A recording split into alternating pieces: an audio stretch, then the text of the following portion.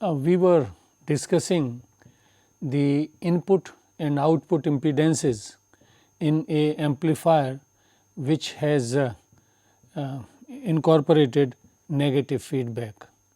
And as an example, we took a voltage series feedback circuit and we calculated the input and output impedances, how they are modified by the incorporation of the negative feedback. Now, instead of driving for all the configurations, once I have taken one example at input and the other example and output, one was shunt, the other was a series connection, then I think it should not be difficult to drive other relations. Instead of devoting time in these further derivations, we will keep it reserved for other parts of the module. Now, just to give a summary of the modifications in the input and output impedances which are brought about by the negative feedback, I can give a summary of these results. So, this is the summary for all the 4 configurations.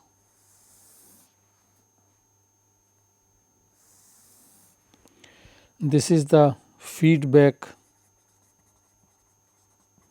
configuration, this is input impedance,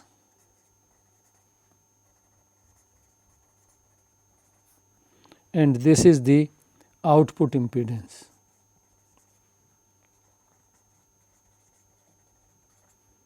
Input impedance and output impedance. Now, without feedback,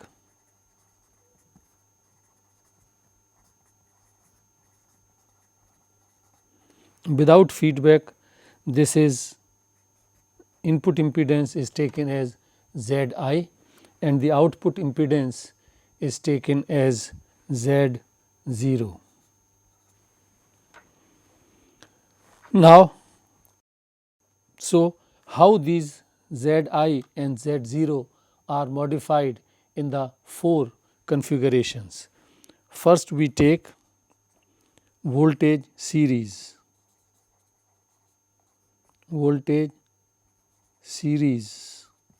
feedback, which is also called series shunt feedback, and this is the circuit for which we have derived, and we saw that the input impedance Z I with feedback is increased to 1 plus B A Z I. It increases and the output impedance falls, and this becomes equal to Z 0 with feedback is equal to Z 0, that means output impedance without feedback plus 1 by B A. I remind that this parameter 1 plus B A, this is a positive number for negative feedback, and the value may be for this factor 10, 12, 100. So, that means that input impedance just by the incorporation of the voltage series feedback, the input impedance will rise. If we take this factor as say 10, then this will be 10 times. If Z I is 1 k, it becomes 10 k, and here if the output is again 1 k, and if this factor is taken as 10, then that will reduce to 100 ohms. So, this is the modification. Now, in the current series,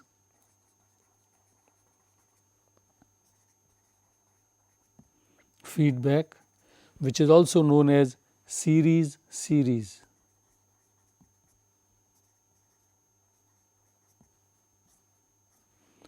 the input impedance and output impedance both are increased by feedback. So, ZI FB is equal to 1 plus BA into ZI, and ZO FB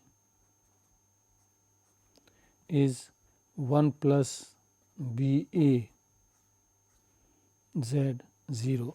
Both are increased. In the third, voltage shunt feedback,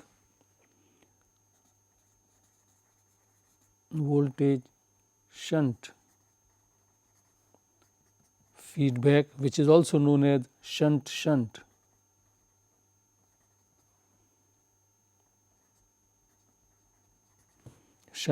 feedback, both input and output impedances are reduced from their no feedback values, and these are ZI FB is ZI 1 plus VA, and ZO FB is equal to Z0 1 plus VA. And finally, in the last configuration, current shunt feedback, which is also known as shunt series feedback. The input impedance is reduced, and this is ZI FB equals to ZI 1 plus BA, and the output impedance increases. So, Z out FB is equal to Z0 1 plus BA. So, these are the expressions for the impedances, the modified impedances for a amplifier circuit which incorporates negative feedback. Now, depending on the requirement, sometimes the main objective of incorporating of negative feedback besides stability is to change the input and output impedances. So, of course, in all these 4 configurations, the common factors of negative feedback, common characteristics are always there. That means, you choose out of these 4 any configuration, the circuit will show stability, the circuit will reduce the distortions and so on. So, you have to choose a proper circuit depending on your impedance requirements. And another thing you should notice, which we said also in the beginning, that when the connection of the input for the feedback network is in series, then the resistance will increase, and when the connection feedback network is connected in parallel, then the effect will be the reduced impedance either at input or at output. And all these modifications are of the value 1 plus BA. A is the gain of the amplifier without feedback, and it is known as open loop gain, and B is the feedback factor or the gain of the feedback network, and this can be calculated. So, in any feedback circuit, what we want to know? We want to know what is the value of A, what is the value of B, then all parameters concerning the negative feedback we can find out. So, this was about the impedances. Now, we continue this feedback studies, and we take the effect of negative feedback on the bandwidth of the amplifier. Effect of negative feedback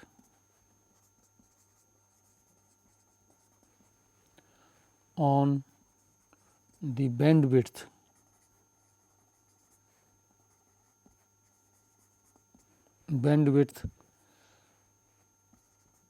of the amplifier.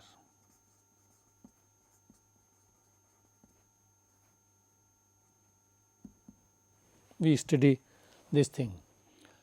Yes, negative feedback enhances the bandwidth. First, let us see what is bandwidth.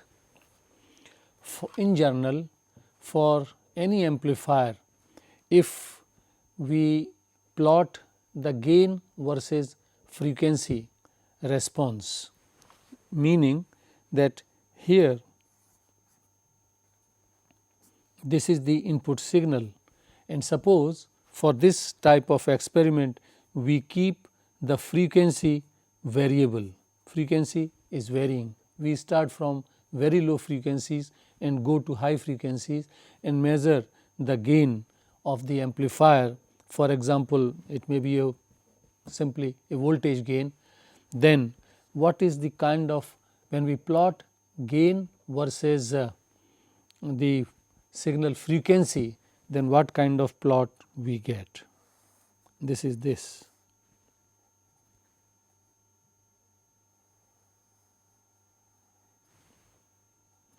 Here this is the gain and this is the frequency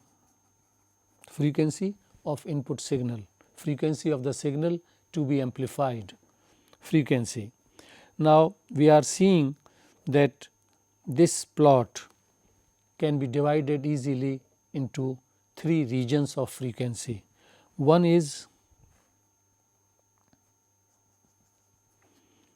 I will come to this in greater details later, but at the moment our objective is to study the impact of negative feedback on the bandwidth. So, if here the gain is taken as A, we take 70.7%, that is 0.707 of the gain, we draw a line and this line cuts at 2 points, here and here. This is F1 and this is F2. These are two cutoff frequencies. Lower F1 is called lower cutoff frequency, and F2 is upper cutoff frequency. Now, the difference of these two frequencies, F2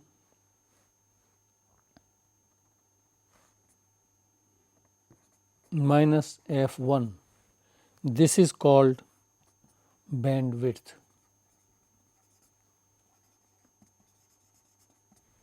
Bandwidth of the amplifier.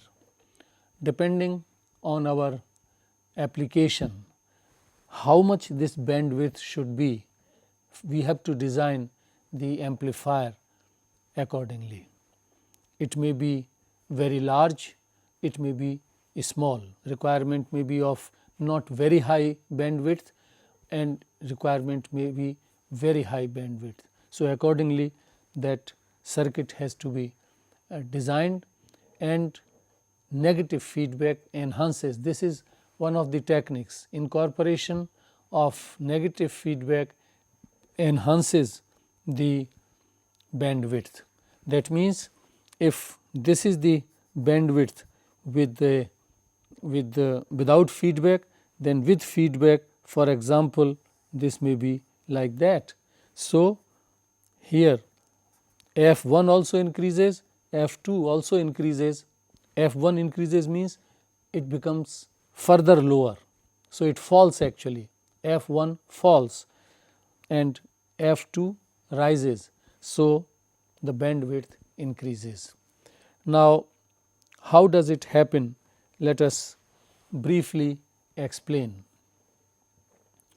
You have seen in the feedback systems that the effect of negative feedback is to resist any change in the circuit. I repeat that the effect of negative feedback is to resist any change in the circuit performance. Now, this is the change in circuit performance. When we change the signal frequency, the gain is falling. Here also when we go on increasing the frequency, there is a region where the gain is almost constant, and this is known as a mid frequency region,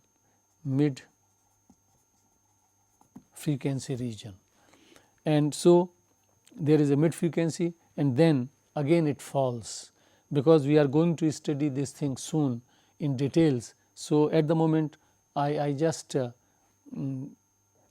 talk about the bandwidth. So, remembering the fundamental that negative feedback resists the change. So, when the frequency is further lowered, the gain will change, and that gain will be resisted by the negative feedback. It will not change that fast. So, in a way, that means that if this is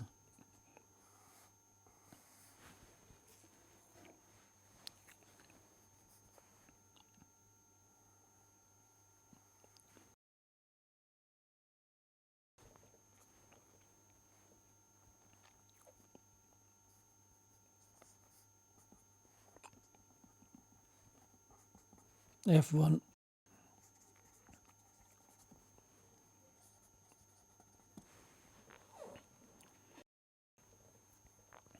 when signal frequency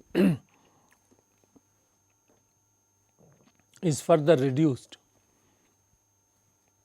this change of gain will be resisted by the negative feedback, and if F1 is the lower cutoff without feedback,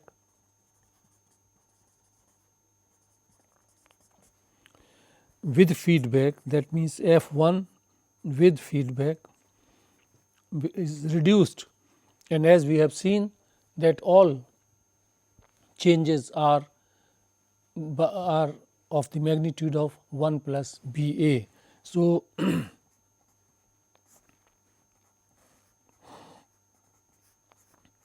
F1 is reduced by the factor 1 plus B A. So, it becomes here, for example, F1 F B. In the same way, the F2 F B, that means upper cutoff with feedback, is increased. That means it moves in this direction here, F2 F B, and this is 1 plus B A into F2. So, lower cutoff is reduced and upper cutoff is increased, and hence the bandwidth of the amplifier increases. Now, often F2 is very large in comparison to F1. F2, this upper cutoff, is very large in comparison to F1. In that case, F2, instead of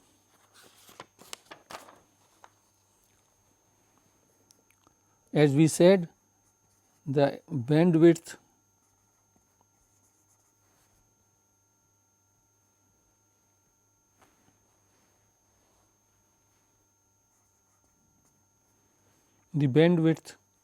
we can write BW. This is actually F2 minus F1, but under the condition that F2 is very large in F1, bandwidth is often taken as almost equal to f2. So that the bandwidth with the feedback, negative feedback, becomes f2 fb is equal to 1 plus ba into f2. This is the change in bandwidth. If this factor is 100, then bandwidth is raised by 2 orders of magnitude just by incorporation of the negative feedback. We can this we have just on logical grounds we have come to this expression. Let us call this expression x. We can come to this expression again by another consideration. One fundamental we should remember that the gain bandwidth product, gain into bandwidth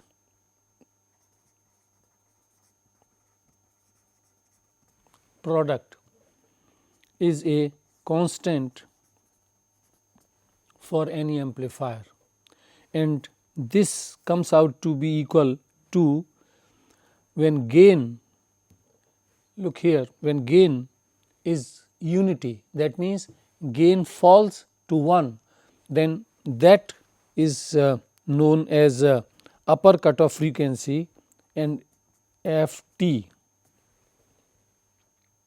What is ft? ft is upper cutoff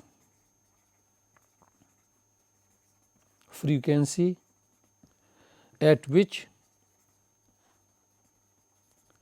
gain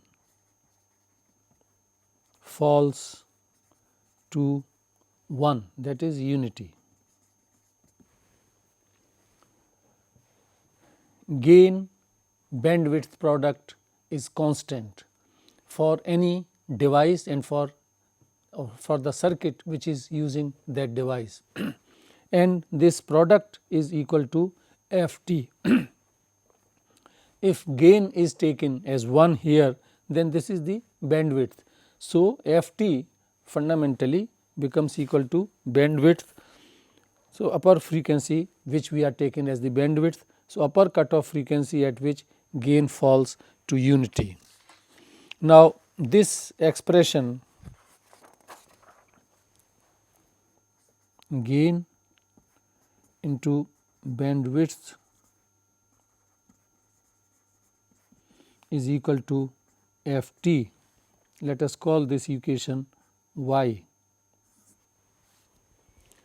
This is true for all frequencies.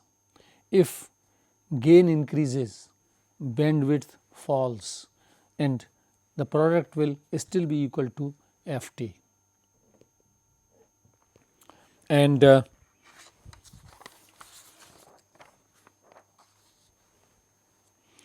if the gain of this we can write for any frequency, we can write equation y for any frequency. And for any frequency that gain will change and hence the bandwidth will also change, making this constant. So, if A is the gain of internal amplifying basic amplifier, that means amplifier without feedback, then we can write this equation like this: A f2 equal to ft, gain bandwidth in which equal to ft, and in the same way for the feedback circuit A fb into f2 fb is equal to ft. What I am doing, you should follow me, that bandwidth we defined for any in general for the amplifier between these two cutoff frequencies f2 and f1. So, bandwidth is equal to f2 f1, but f1 in general is very small as compared to f2. So, we can drop f1, bandwidth becomes f2, and so that we have said that f2 with feedback it increases and it becomes f2 with feedback 1 plus beta a into f2. Now, this expression we can arrive at from different angle. Gain bandwidth product for any amplifier is constant. If we attempt to raise the gain, then bandwidth will fall. On the other hand, if the gain falls, the bandwidth will increase, and this product is constant. And from this equation, gain bandwidth is equal to Ft. If gain is unity, then Ft is equal to bandwidth. So, we can define Ft. Ft is the the upper cutoff frequency, which is bandwidth, upper cutoff frequency at which gain falls to unity. Now, this equation gain bandwidth product is constant and equal to Ft can be written for any frequency. So, first is A, when A is the gain of the internal amplifier, the amplifier which is not yet using the feedback, then we can write A into F2, F2 is the upper cutoff frequency of the without feedback amplifier is equal to Ft, and with feedback the similar equation can be written A Fb into F2, this is the bandwidth of the amplifier with feedback, and the product is equal to Ft. Now, substituting here for this AFB, we remember AFB feedback is equal to A 1 plus BA. So, here we substitute this, so that it becomes A 1 plus BA into F2 FB is equal to Ft. Since Ft is equal to AF2, since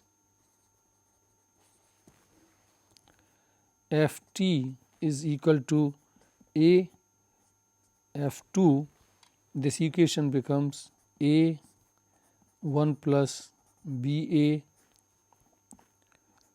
F2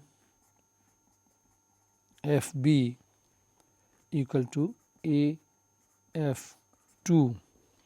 and this A is cancelled with this, and so that F2 Fb becomes equal to 1 plus BA into F2. This is the same equation as we had earlier, equation X. F upper cutoff, which is bandwidth for a feedback amplifier, equals 1 plus BA into F2, same we get here from a different angle. So, always remember that negative feedback is going to enhance the bandwidth, but what is the price which we will pay for this advantage, that the gain will falls. So, if for example, if this factor is say 50, you know that if gain earlier is say 10,000, and then with feedback it will be reduced by this factor. So, with feedback AFB, this will be 10,000 divided by 50. So, this becomes only 200. This is the price, but with this the bandwidth will go up, and this bandwidth, if this factor is 50, and let us see that F2, that is the bandwidth of the amplifier without feedback, suppose it was 10 kilohertz. With feedback the bandwidth will be FB 1 plus BA into F2, and this factor we have taken as 50. So, 50 into 10 kilohertz. So, 500 kilohertz. Instead of 10 kilohertz, it will become 500 kilohertz. Bandwidth increases by the same amount by which the gain falls. So, these are various advantages of negative feedback which we talked, and the only thing which we sacrifice is the gain, and the sometimes 1 plus BA is called sacrificing factor, sacrifice factor. And in any feedback configuration, all quantities are always modified by the factor 1 plus BA. So, this factor for feedback analysis, for feedback design, for feedback performance, the value of 1 plus BA, this is very important. So, this was about feedbacks. Now, the last thing about feedback is feedback implementation.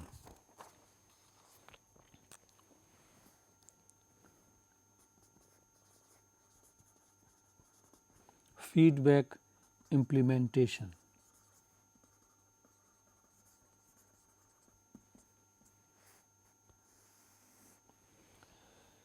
So far we have been drawing the block diagrams for the feedback circuit. We isolated a amplifier, we called it basic amplifier having a gain A. Then we attached to this a feedback network, and we analyzed the circuit, and we have seen what are the effects which the feedback brings. Now we talk of actual circuits. In actual circuits, what is the feedback network, and how the circuits are designed. First, I take two examples from the BJT, from bipolar transistor. These two circuits we have talked earlier, and I am sure you must have noticed that I have used even there the word feedback. One is this example. This is the example of current series. Current series feedback, which is series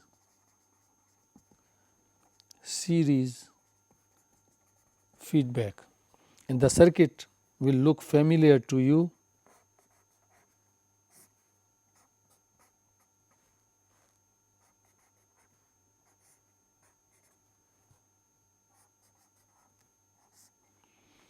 This is the circuit.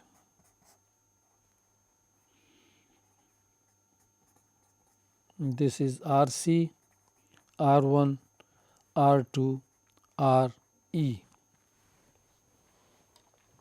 You remember this circuit we talked when we talked about the biasing methods of a transistor. In an amplifier, the emitter junction has to be forward biased, collector junction has to be reverse biased, no matter in which configuration we are using the transistor, whether in common base or common emitter or common collector, but this has to be remembered that we have to bias the emitter junction always forward biased and collector junction as reverse bias. Now, so and here incorporation of this resistance R e, that is a feedback resistance here, because in the absence of this resistance we have seen that the input is in no way connected to the output and circuit is highly unstable. Any variations will be reflected immediately in change of the characteristics of the amplifier. For example, rise in temperature will give rise, will enhance the gain, which is not desired. Incorporation of this resistance, because now through this current series feedback, the voltage developed here will be proportional to the current flowing from here. So, the voltage developed becomes the part of the input. Now, the net input which is going to the transistor is not the signal which you are applying, signal plus this voltage, and this voltage will take corrective measures and it is returned in series. That is why current series feedback. That means, the voltage developed here is proportional to the output current, and this voltage goes with this Vs with proper sign, and the sign is minus here, to the net. If for any reason unwanted situation that temperature changes or you change the device, IE for example increases, then this voltage will also increase. That means, the net voltage Vs minus the voltage developed here will fall, and that will take the corrective measures and the current will not rise. Here this beta B, the feedback factor or the gain of the feedback can be shown to be approximately equal to R e by R c, where R c is the effective resistance with the collector of transistor. What we mean by effective? Actually, this is the circuit to which we will couple a load resistance with a capacitor. Then the effective resistance is actually the two are in parallel, because for AC analysis DC voltage sources have to be grounded. This is already ground, this is to be grounded, capacitors are taken as short. So, the two resistances will come in parallel. So, then this RC will be RC in parallel with load resistance RL. If it is 4K, this is 4K, it becomes 2K. The parallel combination of 4K and 4K will give you 2K. So, that is the value we have to use. So, this is the value of the feedback factor. The other familiar circuit again from the bipolar transistor is voltage shunt feedback. Voltage shunt feedback, which is also called shunt.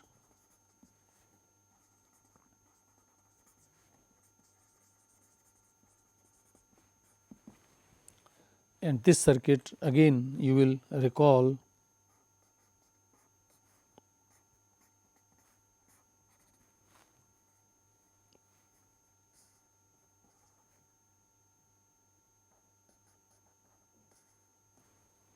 RB.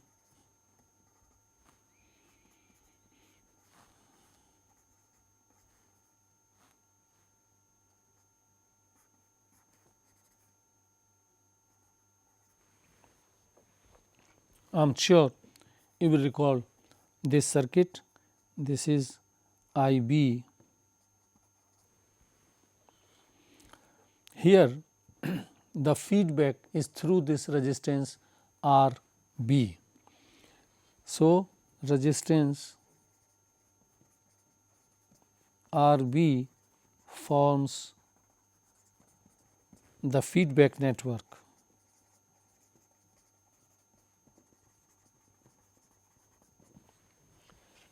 How this feedback helps in bringing about the stability, this we have already talked when we were talking about the biasing schemes.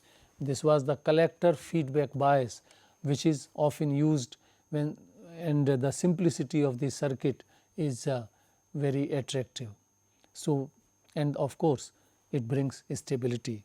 So, through this now the current, input current IB is a function of the output voltage and it is returned in parallel. That is why voltage shunt feedback. We are sampling the output voltage and that will send the current. If for any reason current IC changes, then drop across this resistance RC will increase and this will fall. It will send lesser current and that rise in current IC will be checked, will be restricted. This we have discussed. And for high values for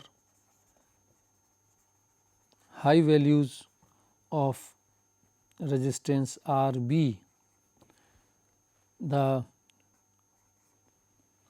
factor B, feedback factor, this is equal to 1 by RB.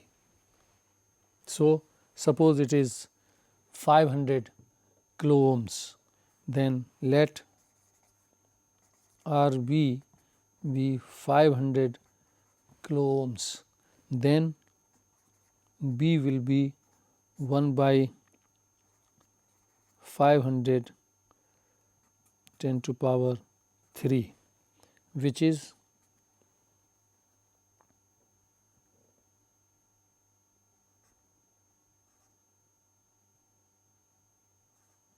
1000 by 5, this is 2.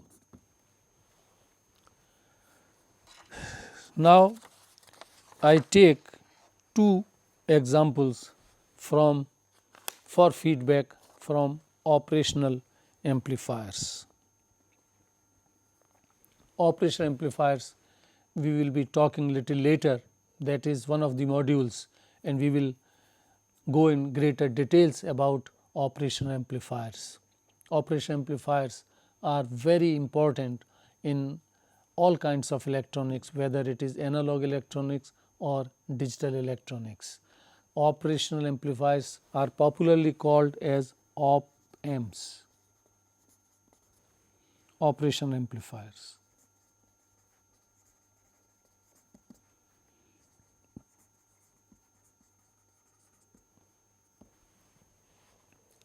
Very large role of op-amps is there in the development, in the advancement of the electronics. Now, op-amp is a very special amplifier. Why it is called operational amplifier? This we will see later, that operational amplifiers can be used for summing purposes. Two or more signals can be summed up. This can be used as a multiplier, as a sign changer, as a differential amplifier, as an integrator amplifier, and so on. There are very large applications of operational amplifiers. Details we will study later, but for the time being few more points we have to remember. The circuit symbol for operational amplifier is this.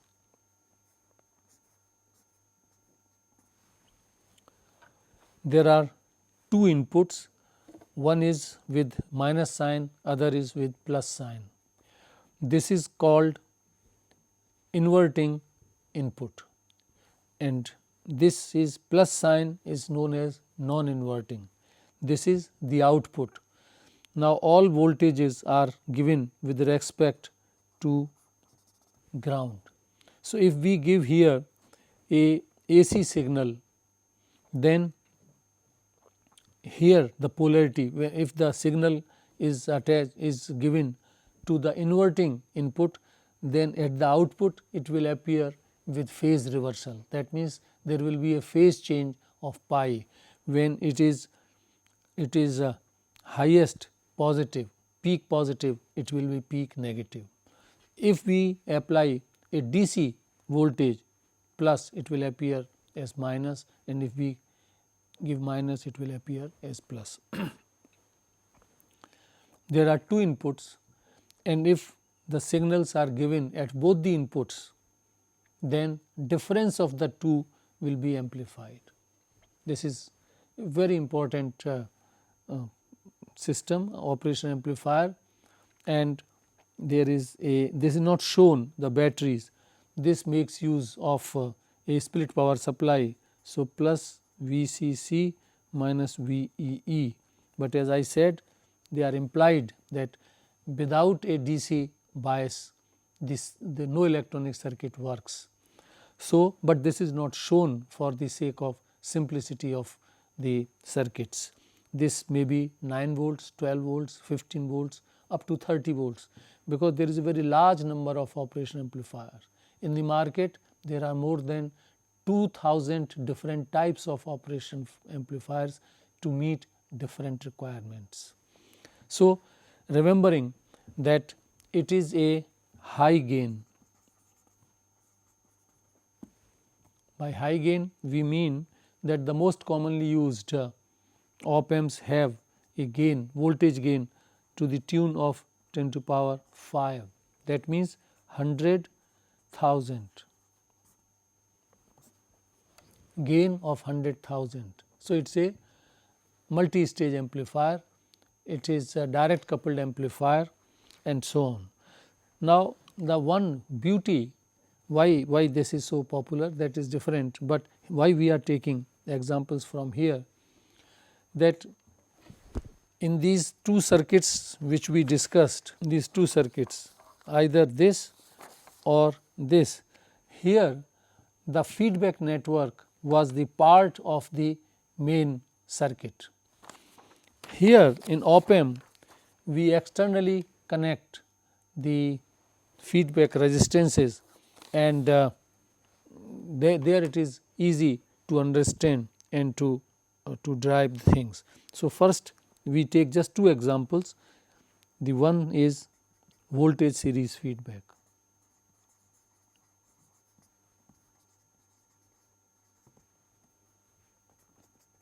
Voltage series feedback, which is also series shunt feedback.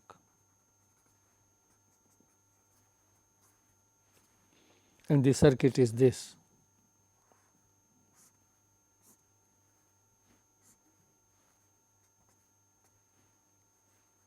If we want to use from out of these two input terminals, if we want to use one, the other is grounded.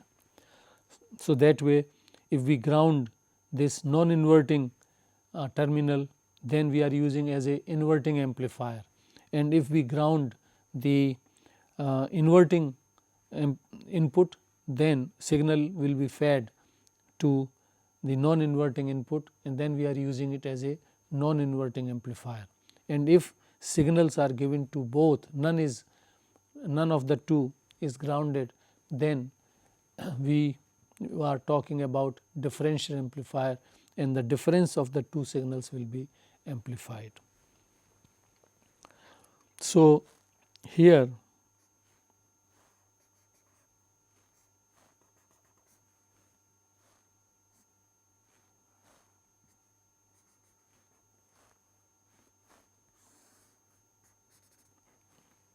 this is RF R1,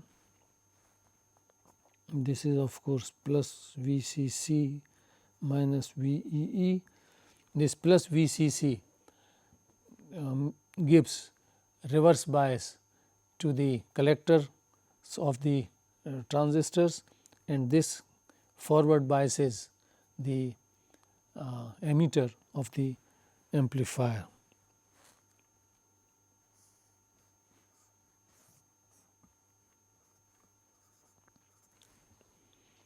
Here this is R L, and the voltage developed across R L, the load resistance, which is V 0, a fraction of this is fed back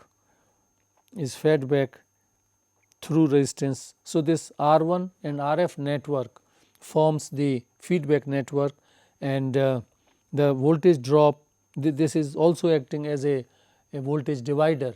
So, V 0 is divided, and the one which is dropped across R 1 is fed back in this circuit.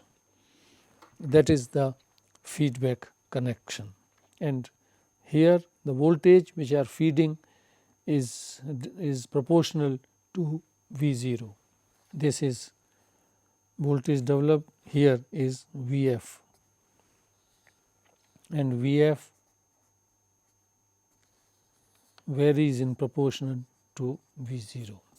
And lastly, there is current shunt feedback.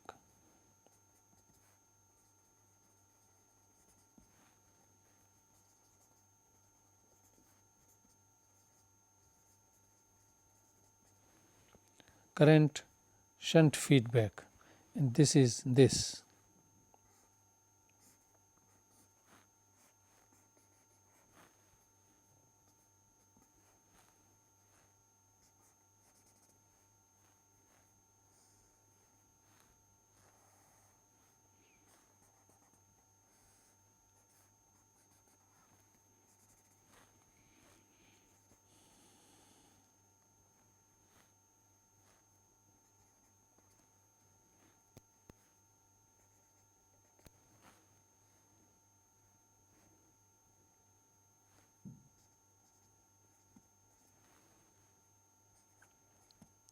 Basically, this is the here operation amplifier is acting as a current amplifier.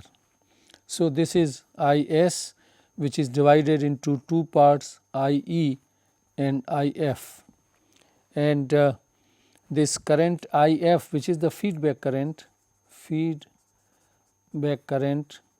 it is varying in proportion to I 0, and obviously here I e is I s minus I f. So, this is the error signal which goes here in the amplifier, and B can be shown to be equal to parallel combination of R 1 R 2 divided by R 1 plus R 2. This is the expression for B.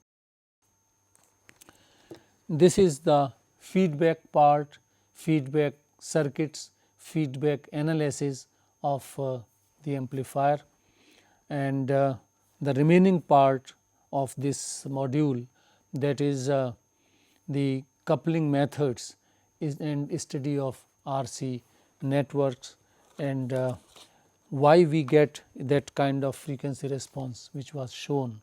We will be talking that.